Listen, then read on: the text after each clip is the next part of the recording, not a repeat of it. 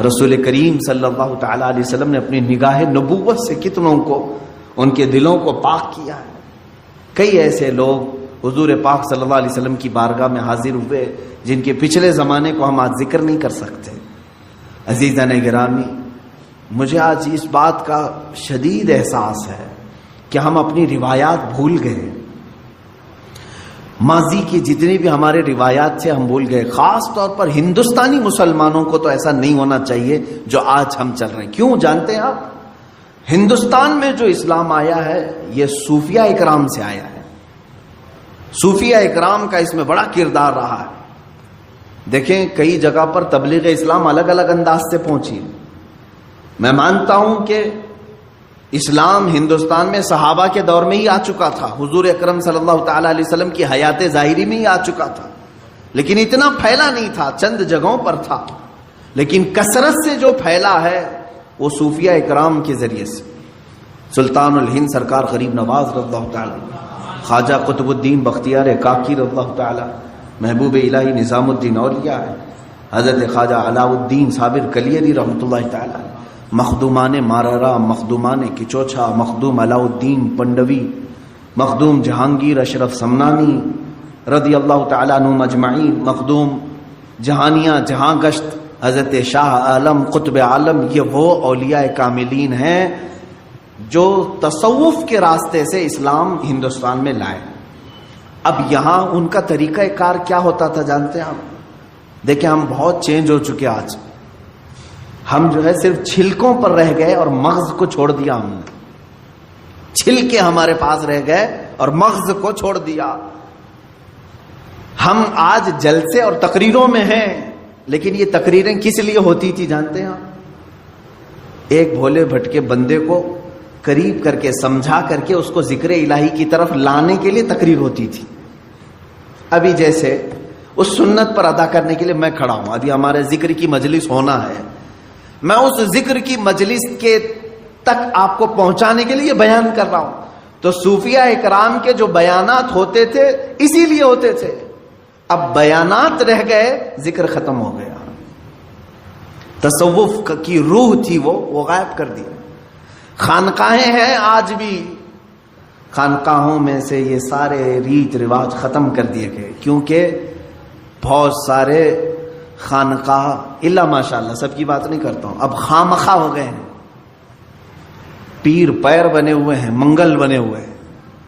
وہاں پر صرف پیروں کا حال یہ ہے. دیکھا پھر آپ یہ سوچتے ہوں گے کہ پیروں کا ٹاپک پھر شروع ہوا، اس لیے کہ نقصان بھی انہی سے ہو رہا ہے. جتنا فائدہ مشائخ اور پیران اعظام سے دین کو ہوا ہے اتنا نقصان بھی ان سے ہوتا ہے. اس کے لیے مجھے بتانا ضروری ہے.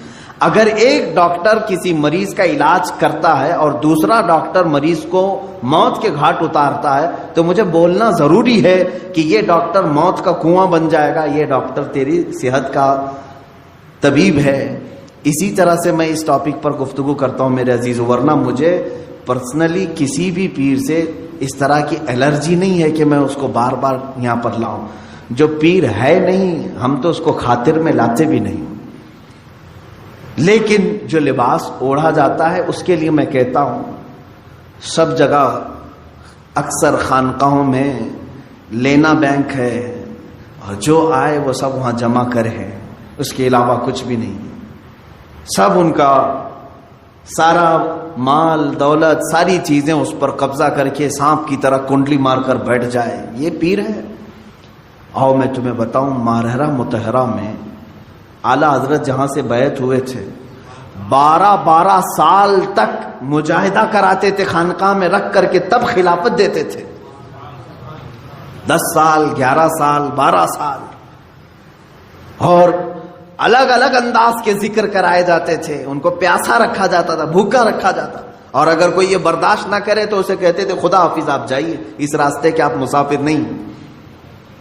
سید آل رسول ماراروی رحمۃ اللہ تعالیٰ علیہ جو اعلیٰ حضرت کے پیر و مرشد ہیں، ان کے پاس ایک صاحب آئے، انہوں نے کہا کہ حضور آپ کی خلافت چاہیے ہم کو، اور تصوف کے سلوک کے راستے پر میں چلنا چاہتا ہوں. کہا آپ آج ہی تو آئے ہیں، مہمان ہیں آپ، آج رہیے کل بات کریں گے. ان کو گھر پر ٹھہرایا، خانقاہ میں کمرے بنے ہوتے تھے، خادم سے کہا کہ مچھلی بھون کر کے اچھی طرح سے فرائی کر کے ان کو پیش کرنا، خوب مچھلی کھلاؤ، باقی کچھ بھی مت کھلاؤ، آج یہ ہمارے مہمان ہیں۔ خادم سے کہا لیکن پانی مت دینا۔ اس نے مچھلی خوب کھلایا، پانی کا ایک گلاس بھی نہیں دیا۔ پیر و مرشد نے کہا تھا مچھلی کھلا کر کے کمرے کا دروازہ باہر سے لاک کر دینا اور تم چلے جاؤ۔ رات کو مچھلی کھلایا انہوں نے، پیٹ بھر کر مولانا صاحب نے مچھلی کھائی اور پانی نہیں ملا۔ وہ چیختے رہے، چلاتے رہے۔ مچھلی جب پیٹ میں جاتی ہے تب بھی پانی مانگتی ہے، بہت تیز پیاس لگتی ہے، کیونکہ وہ پانی میں رہنے والی چیز ہے۔ جب پیٹ میں جاتی ہے تو تب بھی اسے پانی کی ضرورت ہے۔ وہ تڑپنے لگے، پکارا پکارا پکارا، کوئی نہیں آیا۔ چلانے بھی لگے، یہ کون سی مہمان نوازی ہے، یہ کیا کر رہے ہیں؟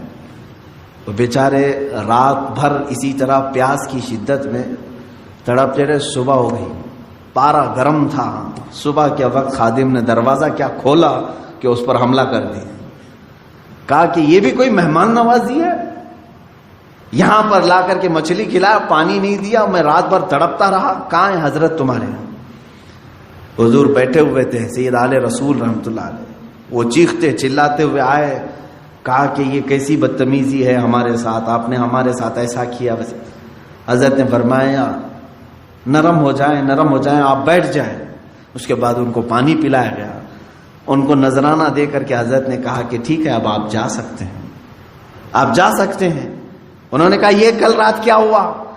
کہا اس راستے کی پہلی پیاس برداشت نہیں کر سکے، اور ذکر کے اور خلافت کے